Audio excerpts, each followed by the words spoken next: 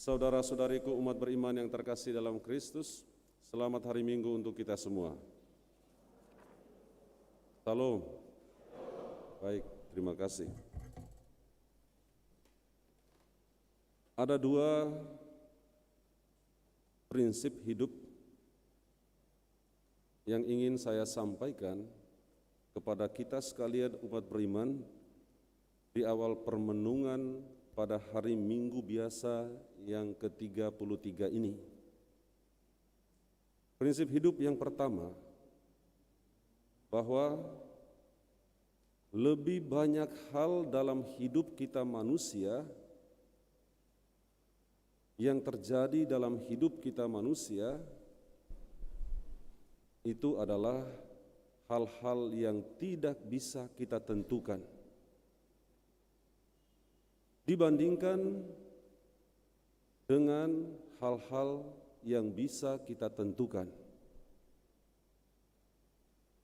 Berkaitan dengan prinsip yang pertama ini, Bapak Ibu Saudara-saudari, apa yang bisa manusia lakukan? Apa yang bisa kita buat ketika kita berhadapan dengan keadaan, peristiwa, kejadian, atau situasi di luar kemampuan kita untuk mengontrol atau menentukannya. Yang bisa kita lakukan hanya satu, yaitu menerima semuanya dengan lapang dada, dengan besar hati. Karena jika tidak kita melakukan hal yang demikian, jika tidak kita terima, hal itu tetap terjadi. Bapak, Ibu, Saudara-saudari umat beriman yang terkasih, inilah yang sering membuat orang berada di bawah tekanan, depresi, yang membuat orang tidak bisa lagi menikmati hidup, tidak bisa lagi menjalani hari-hari hidupnya dengan gembira, bersukacita. Ketika orang tidak bisa menerima keadaan, situasi, atau juga peristiwa kejadian di luar kemampuan atau kontrolnya untuk mengatur, menata, atau menentukannya. Bapak, Ibu, Saudara-saudari umat beriman yang terkasih dalam Kristus, yang termasuk dalam hal-hal yang tidak bisa kita tentukan, itulah yang dikatakan oleh Yesus pada hari ini mengenai akhir zaman. Dalam kesimpulan akhir dari kisah cerita dari Injil Markus ini, di sana Yesus menyampaikan kepada murid-muridnya tentang hal itu, tentang akhir zaman. Tidak ada seorang pun yang tahu, malaikat-malaikat pun tidak tahu, putra manusia pun tidak, hanya Bapa yang tahu. Saat itu kapan, tepatnya kapan,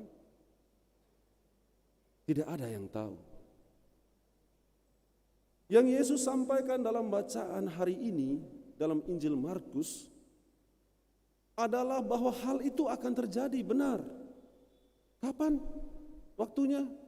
Tak ada yang tahu. Bahwa kejadian itu akan dimulai dengan kejadian-kejadian seperti yang dilukiskan oleh Yesus dalam bahasa yang begitu menakutkan. Bahwa langit akan berguncang, bintang-bintang akan berjatuhan ke bumi. Dan itu coba dilukiskan dengan beberapa gambaran manusiawi, bahkan sampai difilmkan. Hal yang menakutkan. Bahwa benar itu akan terjadi, benar. Kapan? Tak ada yang tahu. Yang bisa mengarahkan orang ke sana hanyalah tanda-tanda. Kamu harus pandai membaca tanda-tanda zaman. Kamu harus bisa melihat apa yang terjadi dalam kehidupanmu sehari-hari. Berangkat dari sanalah kamu akan sampai pada kesimpulan bahwa saatnya sudah dekat. Tapi tepatnya kapan? Tidak ada yang tahu. Berangkat dari sana Bapak Ibu saudara-saudariku umat beriman yang terkasih, saya ingin mengajak kita harus sampai pada prinsip yang kedua,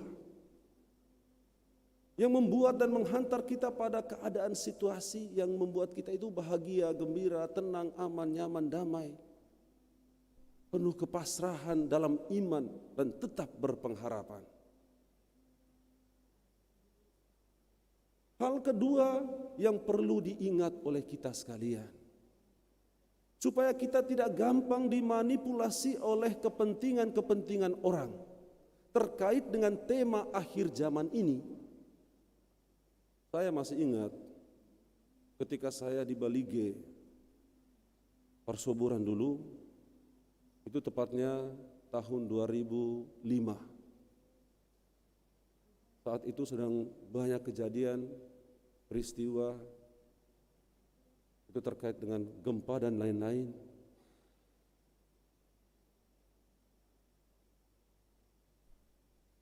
Banyak orang ketakutan ketika mendekati tanggal 5 bulan 5 tahun 2005. Nah, ini dia. Banyak orang melakukan hal-hal di luar akal sehat. Ada yang mengatakan supaya kamu selamat, kamu harus membakar lemang. Wah, bakar lemang. Lalu sebagian harus kamu kuburkan di sana, di tepi Danau Toba. Jika tidak, kota Balige ini akan tenggelam. Waduh, menakutkan. Sudah bisa kubayangkan, waktu tanggal 5 bulan 5 tahun 2005. Dan masih banyak lagi tanggal-tanggal yang ditentukan oleh sekian banyak orang dengan perhitungan-perhitungan demikian yang menakutkan bahwa akhir zaman akan terjadi, bahwa dunia ini akan berakhir. Bapak, Ibu, saudara-saudari, apa yang paling bisa dimanipulasi oleh orang, yang ada pada diri setiap orang, yaitu perasaan, terutama rasa takut. Rasa takut yang tak beralasan, artinya yang tidak bisa dipikirkan dengan akal sehat.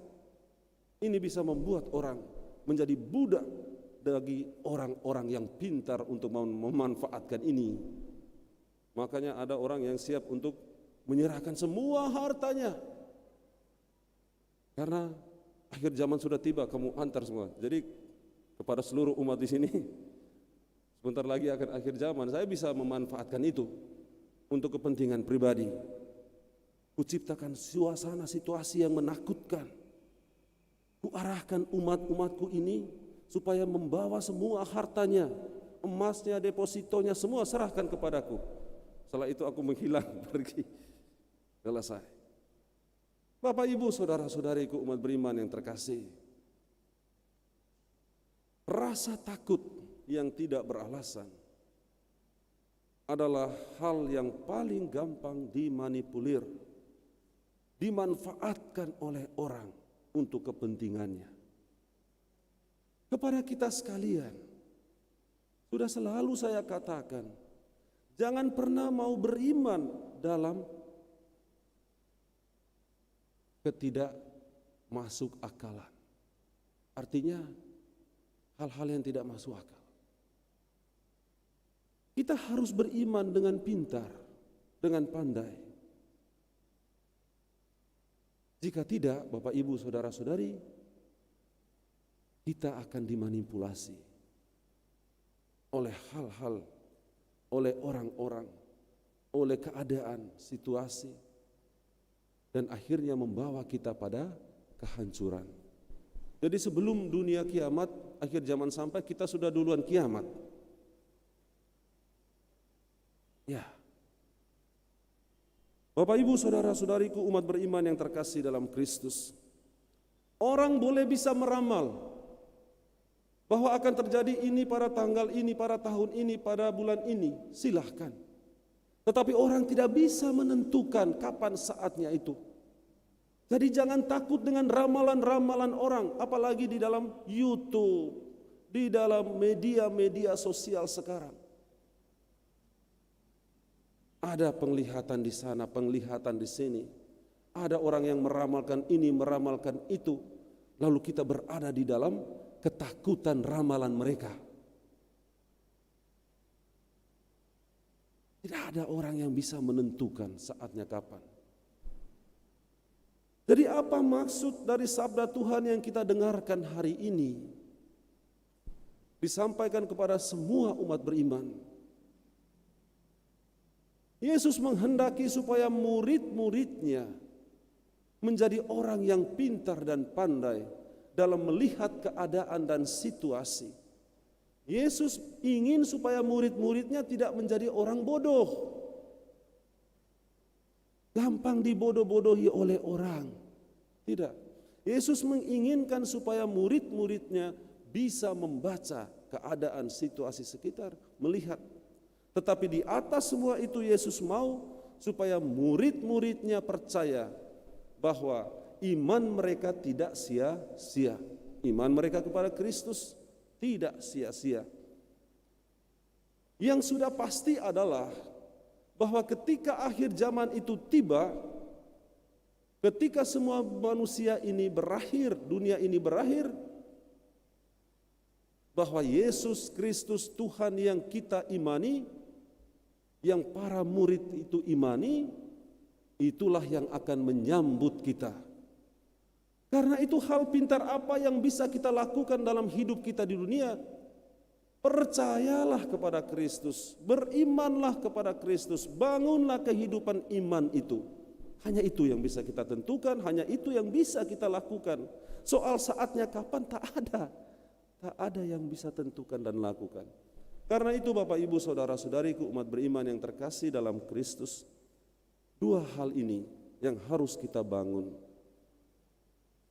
Ketika berhadapan dengan keadaan atau situasi yang tidak bisa kita tentukan dalam kehidupan kita sehari-hari, terimalah itu dengan lapang dada besar hati dan berserahlah kepada Tuhan. Lalu yang kedua, jangan pernah biarkan perasaanmu, rasa takutmu dimanfaatkan oleh orang-orang yang tidak bertanggung jawab. Masa tidurku ditentukan, nyenyak tidaknya tidurku itu ditentukan oleh ramalan siapa? Roy Kiyoshi. Nah, kan lucu ini. Masa hidupku ditentukan oleh ramalannya? Tidak, Tuhanku yang akan menentukan hidupku. Tuhan. Jangan pernah mau dimanfaatkan oleh kata-kata, bahasa, ramalan yang tidak bertanggung jawab. Dan ramalan-ramalan kecil terjadi dalam hidup kita yang disampaikan oleh orang yang tidak bertanggung jawab, dan itu membuat kita tidak bisa tidur. Hei, kamu si Anu begini, dibilang oleh teman begini. Masa hidupku ditentukan oleh kata-katanya? Oh tidak, Tuhanku yang menentukan hidupku. Nanti kamu bulan sekian akan begini. Tidak, Tuhanku yang menentukan hidupku. Karena itu Bapak Ibu saudara-saudariku umat beriman yang terkasih, marilah bersama-sama kita bangun iman yang pintar, yang menghantar kita pada keselamatan di dunia ini maupun di akhirat kelak. Amin.